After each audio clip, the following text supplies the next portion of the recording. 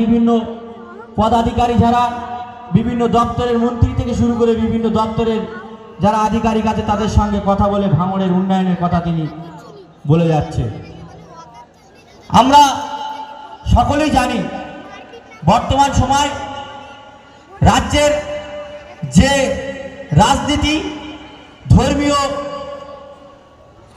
ভাগা হয়ে গেছে, নিজেদের মধ্যে মিলবন্ধন ছিল বিগত দিন, বর্তমান সময় একদিকে বিজেপি একদিকে তৃণমূল উভয় মিলে এই সাম্প্রদায়িক দাঙ্গা বাঁধাতে এই রাজ্যের মানুষের মনে তারা ব্যক্ত দিতে ঘটনা ঘটাতে তারা ব্যর্থ। সেই 294টা বিধায়কের মধ্যে একমাত্র বিধায়ক আমাদের বিধায়ক নওশাদ সিদ্দিকী মহাশয়, তিনি বর্তমান সময় যেখানেই মানুষ লাঞ্ছিত বঞ্চিত পিছিয়ে পড়া মানুষের হয়ে তিনি কথা বলে যাচ্ছে।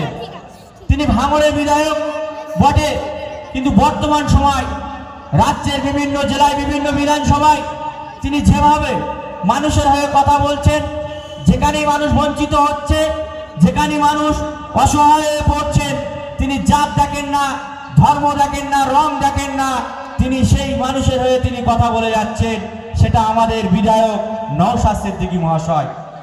তাই বর্তমান রাজ্য সরকার তার এই চিন্তাধারা, তার যে জীবন চলা, তার যে রাজনীতিক ময়দানে এসে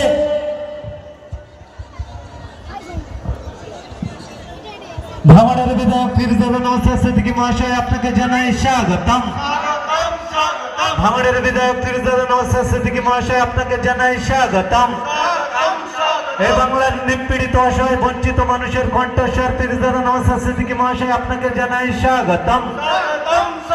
এই বাংলার নিপীড়িত অসহায় বঞ্চিত মানুষের কণ্ঠস্বর ফিরোজা নওশাদ সিদ্দিকী মহাশয় আপনাকে জানাই স্বাগতম।